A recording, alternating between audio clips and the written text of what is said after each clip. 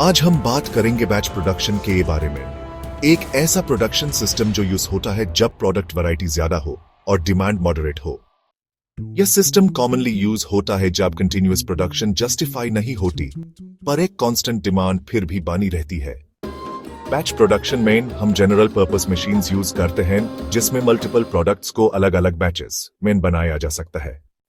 Mass production के comparison में ज्यादा फ्लेक्सिबिलिटी मिलती है, मशीन यूटिलाइजेशन बेटर होता है और ऑपरेटर्स का काम डिवर्स होता है। इससे जॉब सेटिस्फैक्शन भी इंप्रूव होता है। पर दिक्कत भी है, मटेरियल हैंडलिंग कॉम्प्लेक्स होती है, प्रोडक्शन प्लानिंग और कंट्रोल मुश्किल हो जाता है, इन्वेंट्री ज्यादा होता है और टोटल प्रोडक्शन टाइम भी लंबा होता है।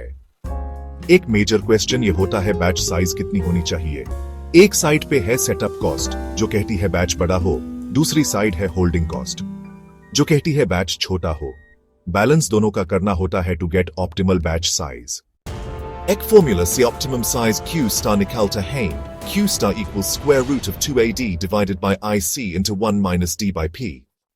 अगर एक मशीन पे मल्टीपल प्रोडक्ट्स बन रहे हैं तो कॉमन साइकिल टाइम अस्यूम किया जाता है। उसके हिसाब से हर प्रोडक्ट का बैच साइज निकालते हैं और मशीन यूटिलाइजेशन चेक करते हैं। अगर यूटिलाइजेशन एक से ज्यादा हो जाए तो ज्यादा मशीन्स चाहिए होती हैं। एपीपी का गोल है एक ओवरऑल प्रोडक्शन प्लान बनाना, डिमांड को मैच करने के लिए, यूजुअली 3 से 6 महीने के लिए। 2 स्ट्रेटजीज होती हैं, पहली कांस्टेंट प्रोडक्शन जिसमें इन्वेंट्री बिल्डअप होता है और दूसरी चेसिंग डिमांड जिसमें वर्कफोर्स को एडजस्ट करते हैं। बेस्ट स्ट्रैटेजी जो टोटल कॉस्ट ऑफ इन्वेंट्री और वर्कफोर्स एडजस्टमेंट को मिनिमाइज कर। एपीपी के बाद आता है मास्टर शेड्यूल जिसमें डिसाइड होता है कि कौन सा प्रोडक्ट कब और कितना बनेगा। डिसएग्रीगेशन का मतलब है ओवरऑल प्लान को इंडिविजुअल प्रोडक्ट लेवल पे ब्रेक डाउन करना। एमआरपी एक ऐसा सिस्टम है जो इंश्योर करता है कि रॉ मटेरियल्स और कंपोनेंट्स सही टाइम पे अवेलेबल हों। इसमें 3 इनपुट्स होती हैं, master production schedule, bill of materials यानी बॉम और इन्वेंटरी स्टेटस। और एमआरपी का काम है टाइमिंग डिसाइड करना, क्या कब और कितना चाहिए होगा। लाइन ऑफ बैलेंस यानी LOBA एक ग्राफिकल टूल है जो बैच प्रोडक्शन को मॉनिटर करने के लिए यूज होता है। इससे हमें यह समझ आता है कि कितना काम होना चाहिए था यानी शुड हैव बीन और कितना एक्चुअल में हुआ है। सो बेसिकली यह टूल प्लान्ड प्रोग्रेस और एक्चुअल प्रोग्रेस के बीच का डिफरेंस दिखाता है। LOBA helps managers focus only on critical delays, a true management by exception tool.